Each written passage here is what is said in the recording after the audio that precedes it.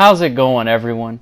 Modern-day evolutionists believe that the Earth is billions of years old, which is necessary in order for evolution to be true. Naturally, this is in conflict with the Bible and recorded history in general that supports a young Earth. So what do they have to base this assertion off of? They primarily point to radiometric dating as reliable evidence for an old Earth, believing it to be the best proof for an old Earth. But is it reliable, and is it a good measure of age?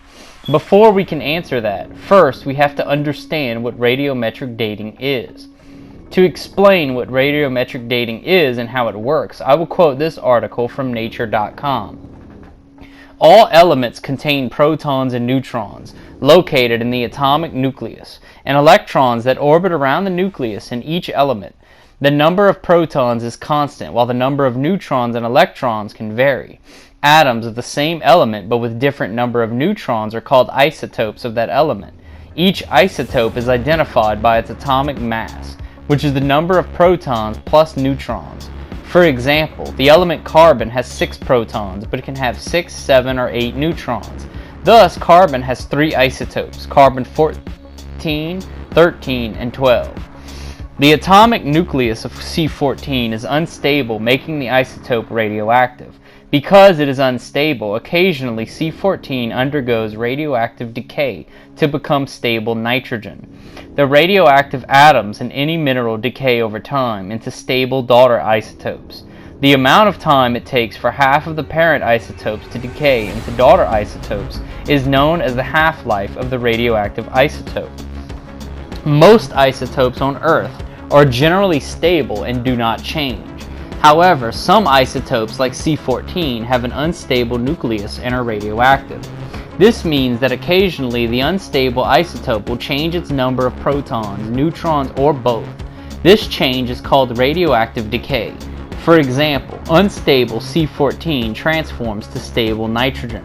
The atomic nucleus that decays is called the parent isotope. The product of the decay is called the daughter isotope. Some minerals in rocks and organic matter can contain radioactive isotopes. The abundance of parent and daughter isotopes in a sample can be measured and used to determine their age. This method is known as radiometric dating. The rate of decay for many radioactive isotopes has been measured and does not change over time. Thus, each radioactive isotope has been decaying at the same rate since it was formed, ticking along regularly like a clock. For example, when potassium is incorporated into a mineral that forms when lava cools, there is no argon from previous decay. The amount of time that it takes for half of the parent isotope to decay into daughter isotopes is called the half-life of an isotope. When the quantities of the parent and daughter isotopes are equal, one half-life has occurred. If the half-life of an isotope is known, the abundance of the parent and daughter isotopes can be measured, and the amount of time that has elapsed since the radiometric clock started can be calculated. It sounds good in theory, but the problem is that it doesn't work. C14 dating is commonly used on younger materials since it's not expected that carbon can survive beyond 70,000 years. Thus, why other methods such as potassium argon are used. All methods of radiometric dating, while sounding good on paper, are based upon 3 unprovable assumptions. Assumption number 1. The number of daughter isotopes is assumed to be 0 when the material was created. On May 18, 1980, Mount St. Helens erupted and over the course of the next 6 years formed a new lava dome. This presented a unique opportunity to put radiometric dating to the test, since we were able to witness the formation of new rocks from the new lava dome. This new lava dome was dated with the potassium argon method, since that's what's commonly used in geological circles, under the assumption that there was no daughter isotopes when the material was formed. The tests were conducted in June of 1992, and the samples were sent to the Geochron Laboratories of Cambridge, which is a professional radioisotope dating laboratory. Even though the rocks were only 10 years old and the labs were told to expect low argon content, the results came back dating the rocks between 340,000 to 2.8 million years.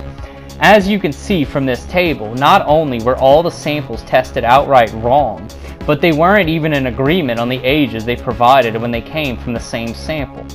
If the assumptions were correct, the materials were created without daughter isotopes, then the lab results would have registered no argon within the material.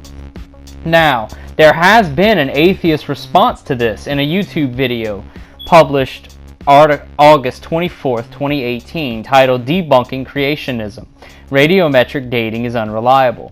I will show that his response doesn't hold up, nor does it solve the problem. In the beginning of this article, he adamantly defends the scientific labs that conduct these radiometric dating tests. Yet, when addressing the results regarding the Mount St. Helens samples, he contradicts himself by saying this: "It sounds like pretty powerful evidence when you first hear about it, but the obvious question that needs to be asked is, how trustworthy is the science behind these findings? It turns out that this research is deeply flawed." Kevin R. Hink published a devastating critique of this research on the aptly named noanswersingenesis.org. One crucial mistake that these creationists made was using the wrong equipment to date their sample.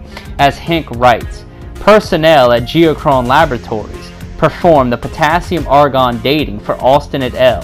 Their website clearly stated in a footnote that their equipment could not accurately date rocks that are younger than about 2 million years old. Because all but one of the dates are below the 2 million year lower dating limit established by Geochron Laboratories, the dates may be nothing more than contamination artifacts from the mass spectrometer at Geochron Laboratories. This alone completely destroys the credibility of this study. But believe it or not, there are further methodological shortcomings that could also contribute to their findings. This is another clear example of atheists thinking their arguments are better than what they actually are. First of all, in the beginning of this video, he says very clearly that the labs are reliable. Yet, for this specific test, the labs are somehow not reliable, and he's blaming the equipment used rather than the evidence. And this quote here, where Hink writes, "Their equipment could not accurately date rocks that are younger than about 2 million years," is a begging the question fallacy. So, if you're openly admitting that any material tested with potassium-argon is unreliable if it's younger than 2 million years, then you inadvertently admit that any sample ever tested with potassium-argon is immediately suspect, which is the exact point of the validation test of the Mount St. Helens study. Here's a bit of advice: if you're going to attempt to debunk something, don't support the other person's case. All you wrote was validating that the first assumption is faulty, and now you validated that potassium-argon is unreliable. Assumption number 2. The material has never been contaminated. The radioactive clock in rocks is open to contamination by any gain or loss of any parent or daughter isotopes, because of water flowing in the ground from rainwater and even from molten rocks beneath volcanoes. As molten lava rises through a conduit from deep inside the earth to be erupted, pieces of the conduit wall rocks and their isotopes can mix into the lava flow, contaminating it. One such example was in the examination of lava flows from Mount Nguruhu, New Zealand, in the Tongariro Volcanic Center.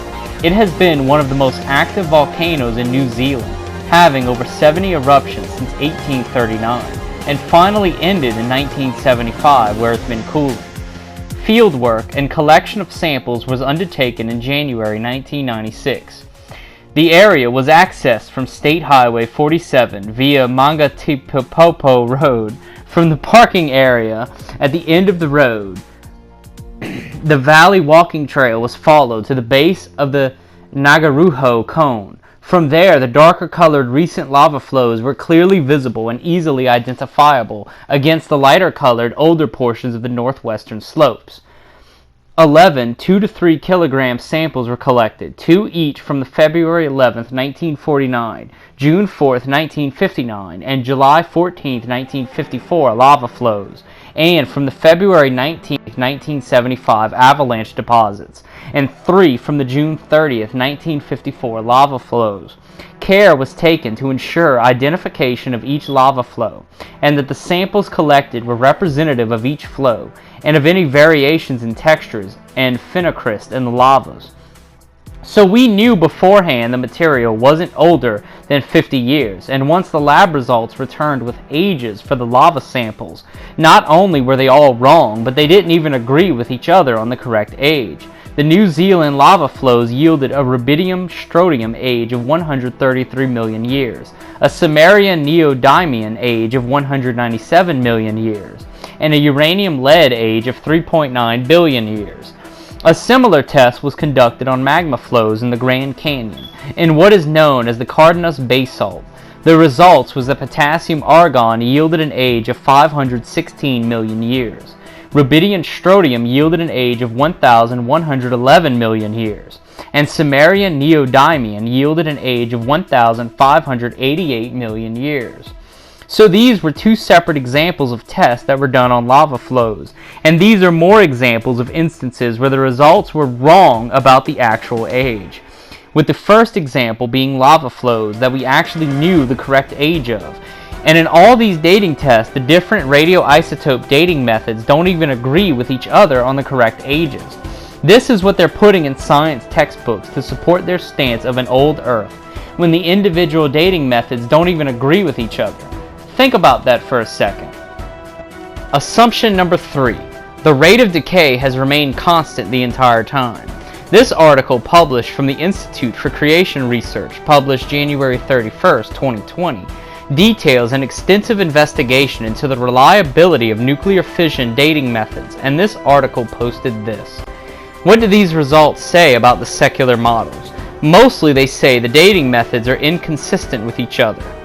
Fission track data shows a wide range of ages for Middle Cambrian rock strata and are thus highly discordant. Disconcordances are also observed within the fission track data from the late Jurassic rock strata. Although the fission track data for the early Miocene and the Cenozoic are clustered better than that of the Middle Cambrian and late Jurassic samples, they still display some discordances. The discordance means that the fission track dating methods give wildly different dates for the zircon sample measures, most of which strongly diverge from the secular age expected for the Middle Cambrian rock. Similarly, the fission track dating for the late Jurassic samples give results that diverge from the expected geological age. Then we have this article published September 3rd, 2010, that says this. Many scientists rely on the assumption that radioactive elements decay at constant, undisturbed rates and therefore can be used as reliable clocks to measure the ages of rocks and artifacts. Most estimates of the age of the Earth are founded on this assumption. However, new observations have found that those nuclear decay rates actually fluctuate based on solar activity. In 2009, new scientists summarized a mysterious and inadvertent discovery. Brookhaven National Laboratory's physicist David Alberger found that the nuclear decay rate of silicon-32 changed with the seasons. In a separate but similar instance, Stanford University reported that Purdue physicist Ephraim Fishbach accidentally found that nuclear decay rates sped up during the winter, while analyzing data from both Brookhaven and the Federal Physical and Technical Institute in Germany. The conclusion was that something from the sun must be affecting the decay rates, and researchers suspect that solar neutrinos may be the cause. Peter Sturrock, a Stanford physicist and expert on the sun's core, reviewed several technical papers that showed these odd correlations between the sun and radioactive systems. He knew that the sun's core rotates at a regular rate and has a face side that emits neutrinos more intensely.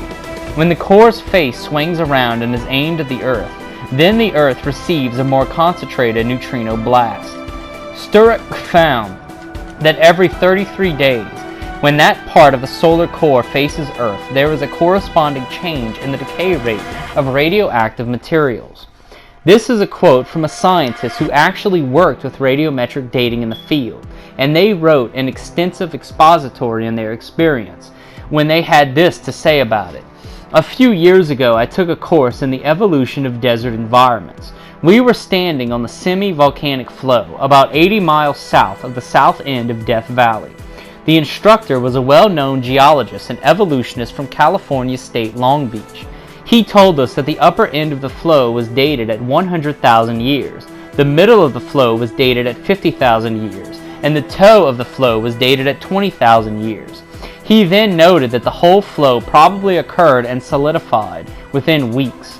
He then said, based on his observation of the rates of evolution of desert environments, he thought the flow was less than 10,000 years of age. He then said, radiometric dating is the cornerstone of modern historical geology, and we get this kind of variation?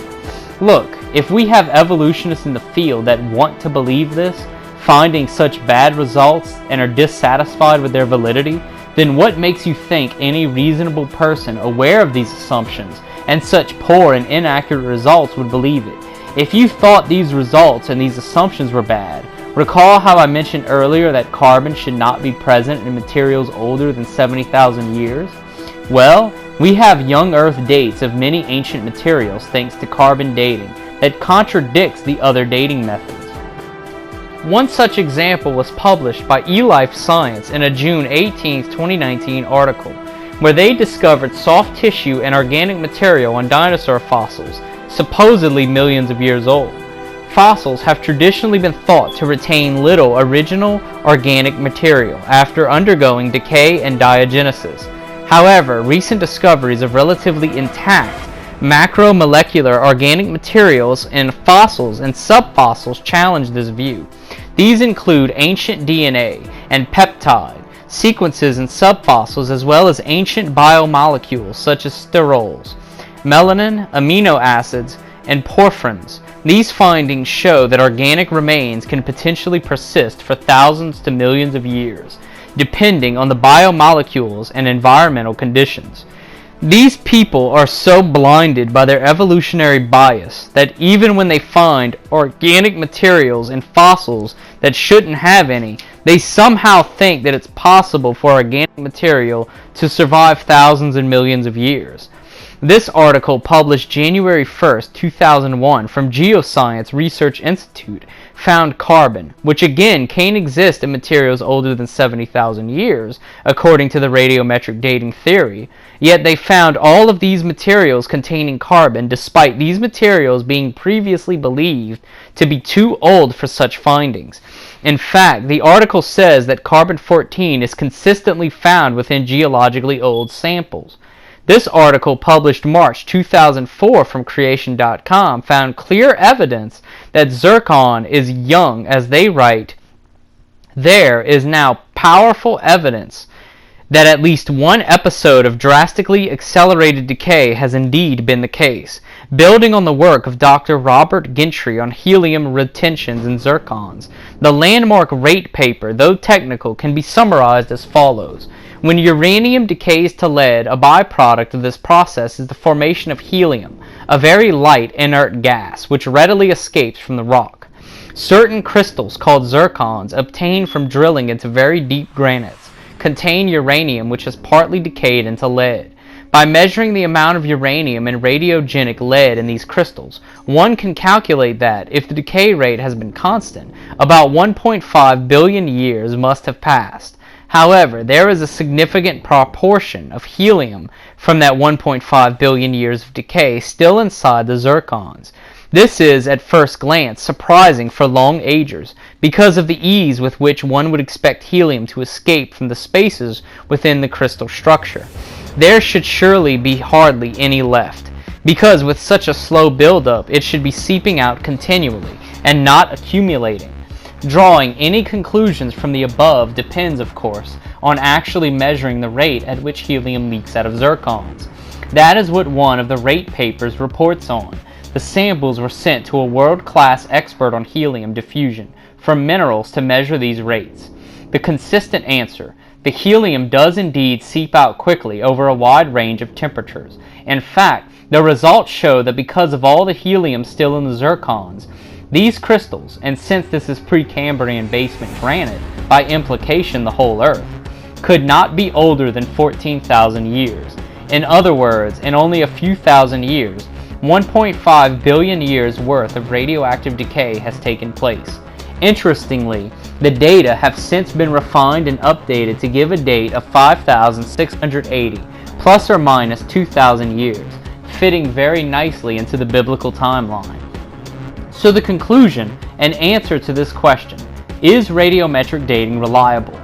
based upon the fact that these unprovable assumptions are used in the methods, and we have sufficient evidence and reason that those assumptions are not reasonable assertions, we could conclude very confidently, no. The problem with radiometric dating is not simply one thing. It's the fact that they don't even agree with each other. The sun has been proven to affect the rate of radioactive decay. Water contamination affects the results. And we found carbon in these supposedly old geological samples, as well as evidence supporting a younger Earth. If this is the best proof of an old Earth, then evolutionists don't have a very strong case. And with that, thank you all for watching, and I hope you all have a blessed day.